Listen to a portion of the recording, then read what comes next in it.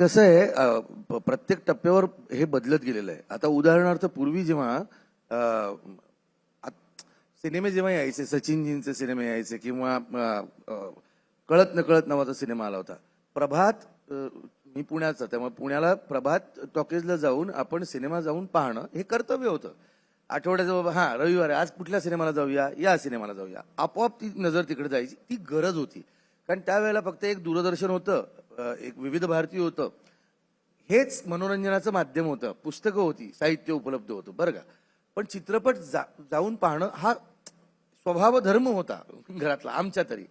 आता काय झालंय की आता तुमच्या मोबाईलवर पर्यंत एंटरटेनमेंट येऊन पोहोचलेली आहे. आणि पूर्वी अन्न वस्त्र निवारा या 3 गरजा होत्या. आता अन्न वस्त्र निवारा आणि मनोरंजन ही 4थी गरज झालेली आहे. आणि ती इतकी जास्त गरज झालेली आहे की नवरा बायको सुद्धा एकमेकांबरोबर रील खेळतात, है ना. तू किती बघितलेस, मी किती ही एवढी गरज झालेली आहे. किंवा घटस्फोटाचं कारण, मी मस्करी करत नाहीये, एका माझ्या ओळखीचे घटस्फोटाचं कारण की नवरा माझ्याबद्दल काही टाकतच नाही सोशल मीडियावर, अशी बायको म्हणाली, म्हणून एक हे घटस्फोटाचं कारण आहे, बेबनावाचं कारण आहे. कोणाचं उदाहरण? इतका प्रभाव आहे सोशल मीडियाचा सध्या. तर लक्षात घ्या. आता गंमत अशी आहे की कलईवाला कलई कलई असं ओरडत, किंवा डाबा बाटले असं तो भंगारवाला ओरडत जायचा आमच्या एरियातनं खालनं. चितळ्यांची बाकरवडी घ्यायला चितळ्यांकडेच जावं लागायचं, तेही त्यांच्या उपलब्ध असलेल्या वेळेमध्ये. कारण ती विश्वासार्हता, मी चितळे एक उदाहरण दिलं तुम्हाला, पण ती विश्वासार्हता कमावली का. दिलीप कुमार साहेबांनी 40 का 45 सिनेमे केले, आणि एखाद्या कलाकाराचे म्हणजे शक्ती कपूर यांचे मला वाटतं 750च्या वरचे सिनेमे आहेत. आता गंमत अशी आहे की शक्ती कपूर यांचीही गरज समाजाला आहे मनोरंजनात, दिलीप साहेबांचीही गरज आहे. ते ओरडले नाहीत, यांनी ओरडून केलं. दोन्हीही ठीक आहे. मुद्दा असा आहे की आत्ता ते बदलत गेलेलं आहे. पूर्वी एक पोस्टर आलं, एक पोस्टर अख्ख्या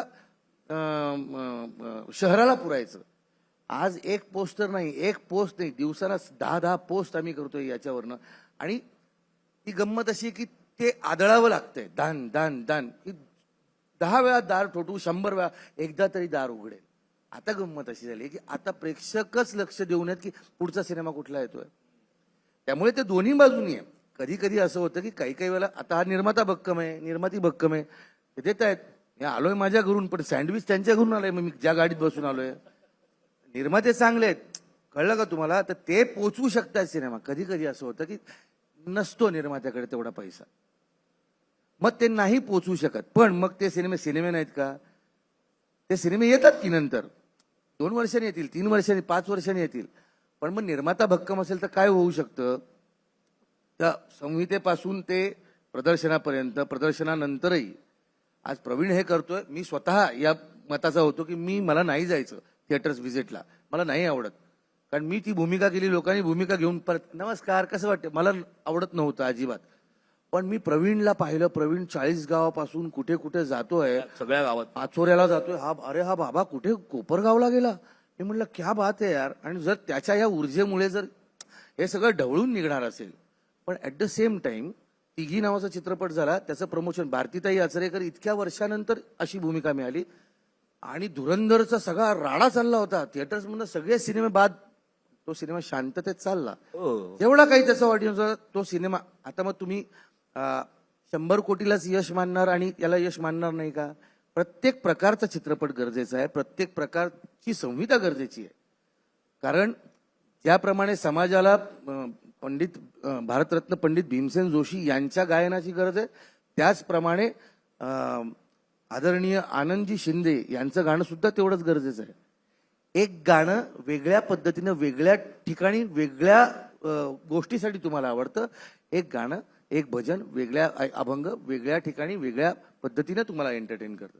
त्यामुळे कोणी कुठला, अशी एक आवई उठली होती की अरे हा सोशल मीडियावाला, याला काय. मध्ये आपल्या सूरजनी जेव्हा सिनेमा केला, माझ्या माहितीतली काही माणसं आहेत, अरे हा काय सिनेमा करतो, हा काय हिरो म्हणून आला का. बरं तुम्ही नाही रील बनवत, नट रील नाही बनवत का, काय येऊ नये त्यांनी सिनेमामध्ये. आणि असं कोण ठरवणार की यानं सिनेमा करावा, यानं सिनेमा करू नये, हा याच पद्धतीचा सिनेमा व्हावा, या पद्धतीचा सिनेमा होऊ नये.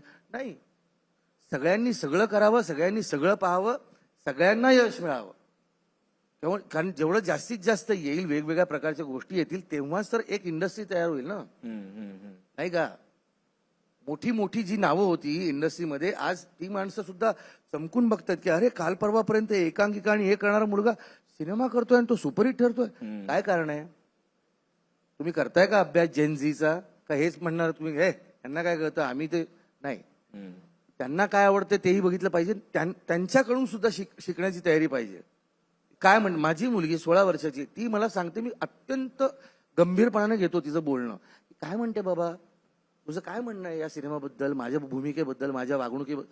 ते गंभीरपणे घेतलंच गेलं पाहिजे, कारण त्यांना जे कळतंय ते आपल्याला कळत नाही, आणि आपल्याला जे समजलंय त्यांना आपण सांगूच की, you know what I mean. त्यामुळे प्रमोशन हे गरजेचं आहे.